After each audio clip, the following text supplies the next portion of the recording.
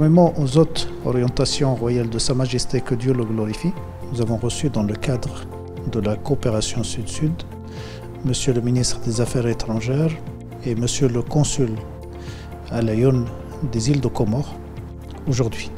Cette rencontre présidée par Madame le directeur général a été l'occasion d'une part de réaffirmer les engagements mutuels du Maroc et des îles de Comores de faire de la coopération Sud-Sud un vecteur de développement socio-économique et d'employabilité pour les jeunes.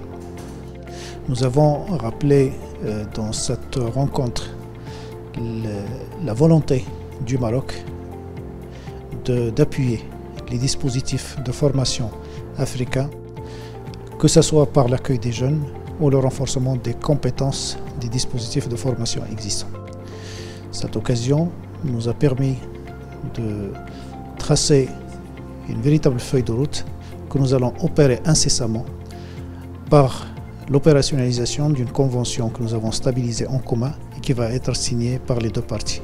Cette rencontre a été suivie d'une visite dans notre établissement du transport qui a permis à Monsieur le ministre, à Monsieur le consul et aux membres de la délégation qui les accompagnent de voir de visu aujourd'hui des dispositifs de formation mis en place et qui peuvent être redupliqués si aujourd'hui le besoin est pressenti par notre partenaire au niveau des îles du Comores pour donner plus de renforcement de capacité des dispositifs existants et leur permettre justement d'accompagner la vision 2030 des îles de Comores.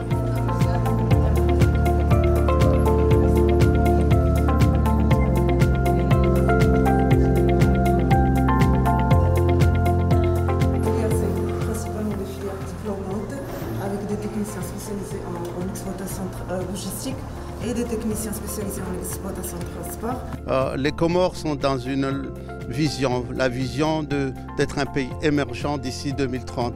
La formation professionnelle est un incontournable, indispensable pour ce développement. Et nous comptons beaucoup sur nos frères marocains. Vous savez, l'histoire a voulu, Dieu a voulu que les Comores et le Maroc soient des frères. Ce n'est pas toi, ce n'est pas moi qui l'ai décidé, c'est Dieu qui l'a décidé. Et vous nous avez accompagnés tout au long de notre processus sur la formation des ressources humaines. Maintenant, plus que jamais, dans cette vision décennale de faire des Comores un pays émergent, nous comptons beaucoup sur nos frères marocains pour nous arrimer sur ce bateau grand paquebot marocain qui, avec toute l'expérience, avec tout le professionnalisme et le cœur, puisqu'il s'agit de le frère, on ne le choisit pas, et on y croit, on a de la foi envers le souverain marocain, le roi Mohammed VI, qui porte les Comores dans son cœur et les Comoriens le portent dans leur cœur. Vous savez, quand le Maroc est touché, c'est les Comores qui sont touchés. Et on n'a pas besoin de dire à un Comorien « aimer le Maroc ». Il est né pour aimer le Maroc. Donc ensemble, et ce que j'ai vu là aujourd'hui me réconforte dans l'espoir que nous avons de voir le Maroc nous accompagner, et notamment dans la formation professionnelle. J'ai été accueilli par une grande équipe conduite par une femme formidable, une femme de cœur, et nous espérons réaliser des bonnes choses, et l'avenir ne nous contredira pas, et l'histoire ne fera que continuer avec le Maroc, et nous avons le devoir de le conserver. Nous allons le conserver grâce à la formation, grâce au développement des industries marocaines qui seront aux Comores et des compétences qui seront transférées là-bas bientôt. Alhamdulillah, c'était très bien et au plaisir.